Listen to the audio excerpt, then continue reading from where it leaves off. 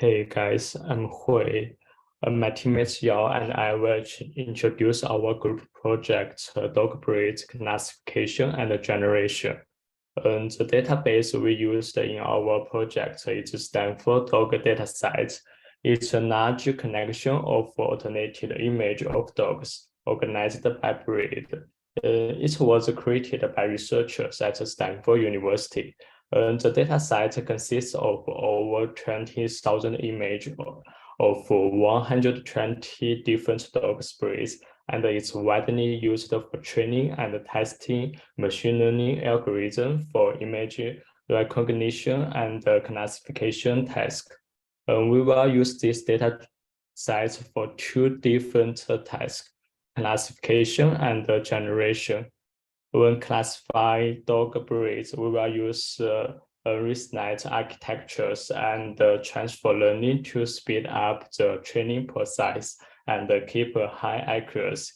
ResNet, short for Residual Network, was first proposed by Kami in paper Deep Residual Learning for Image Recognition and allows information to be directly passed from one layer to another layer.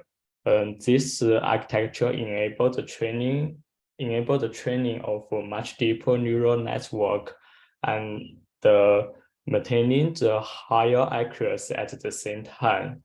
On the other hand, when generating new dog breed image, we will use DCGAN, short for Deep Convolution Generative Adversarial Network.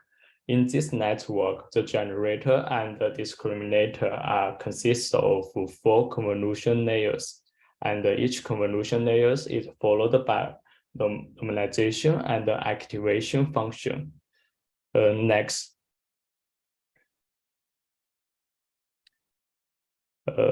Before beginning the classification, we need to pre-process the image files. And take the Chihuahua, for example. First, we will crop the image according to its bounding box. After that, we will resize the image to 16:1064 for later operations. After finishing the image pre-processing, we will use transfer learning on 5 different ResNet architectures. By this way, we can train a much deeper neural network and get a higher accuracy. Next. We can see the image on the left. It's the negative log likelihood nose chart. After 7 or 8 epochs, the accuracy rate becomes stable. Based on this, we can connect the accuracy rate of 5 different residual network architecture and compare its accuracy rate. We can see the table in the right, and the architecture with 15 layers have the better performance. It has the accuracy of 47%. Based on this model, we will keep optimizing our model by modifying the learning rate and momentum. After the optimization, we can increase the accuracy rate from 14.7% to 15.7%. Next, my teammate Yao will introduce the details of generation.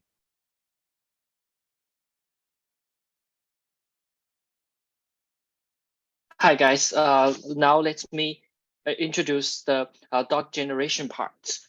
And before we start, we want to give you some background information about the GAN, which is also the full name is Generative Adversarial Network. This is proposed by Ian Goodfellow in his paper published in 2014. This groundbreaking work introduced a very new generative modeling, which trains 2 networks at the same time. One is the generator and one is the discriminator. And generator is used to create the synthetic image data, which looks like the real data. And the discriminator is trained to discriminate between the generated image and the true images.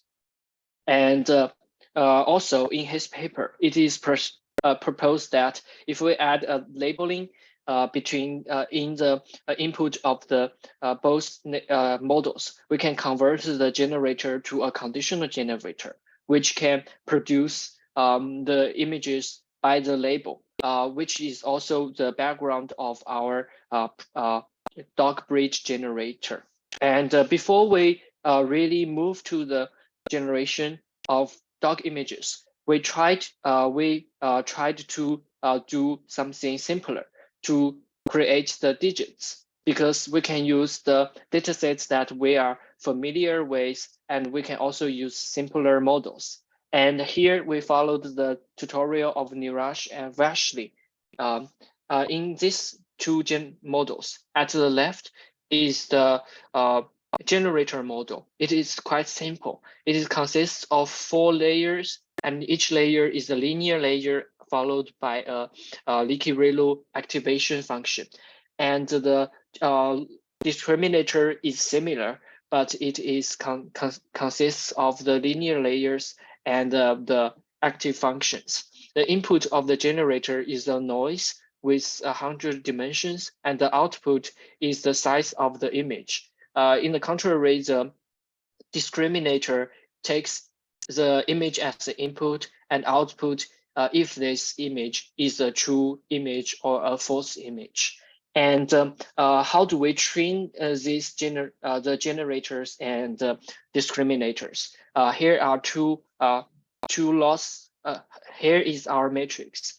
For the first, the loss of the true images is by the discriminator's loss function is the discriminator's loss on the true images, and its average with the loss of the discriminator when we taking the generated images as false images. So this will be the loss of the discriminator. And the loss of the generator will be the generated image from the noise and take it as true images. And we say how many images are there taken as the true images. So this will indicate the generator is producing more. If the generator is producing more and more like the real image, the loss will be more and more smaller. Okay, that is the matrix. And at the left side, you can see that this is our result. In the process, it starts with just some dusts of the lighting points. And after 50 epochs of training, it is producing the objects that looks like a digit. And at the middle, this is the final result after 50 epochs of training, and they are creating random numbers, random digits images, and most of them has a very good quality. If we increase the epochs to from 50 to 100, maybe the result will be better, but we didn't take that much time, and we saved the time for the conditional digit generator. How to convert the original model to the conditional generator? It's very simple, because we can only we can just adjust the input of the two models by adding a label of 10 dimensions to the noise, as the new input will be 110 input, and go through this whole process. And also, as the input image, we also add a label to it and take it as the new input, and we can get the new output. And after modifying this model and retrain it by 100 epochs, we can see the process of creating the image. It starts with very blurry images, and then produces very reasonable and good looking images. Here's the result of the conditional digits generator. And we can correctly produce the digit images according to the label. You can see that the label at the head is the label we inputted, and the one at the bottom is the image we generated. It is very accurate and very clear. And at the right side is the loss curve of the conditional digit generator. As we just introduced as our matrix, if the generator is correctly trained, it will decrease, and the discriminator will slightly increase, and their difference will become smaller and smaller. They will converge to the similar value. And this is a very beautiful result. And this result, we can use it to guide our training process of the dog images. Next, before we really change the models, we think that the original model of the digits is very good. So we try to just consider just to change the data input to the dog images, and use the original model and only modify the necessary parts of the model to try to create the new images for the dog. But after 80 epochs of training, it is still not working. So we thought that maybe the model that works for the digits, which consists of only linear layers, is not working for the more complex images as the colored dog images. So we did some more research, and we found out that the deep convolutional generative adversarial network might be a good choice. This kind of network is also consists of multiple layers. It is the main feature of it is that it explicitly uses convolution layers in its structure. And by changing it to the conditional, the original tutorial is just simply DCGAN, but we need conditional GAN. So we need to embed the labels to the input. And for the generator, there's no doubt that we will need to embed the label into the noise and to make the input the dimension of 120. But when it comes to the discriminators embedding labels, we did meet some problems. We tried multiple ways. We tried to add it at the input, and then add a fully connected layer to convert it back into the image size, and then it can go through the network. And we also saw some people, some other workers embedded the label inside the architecture. So we tried many ways, and finally decide we don't want to really change the DCGAN structure.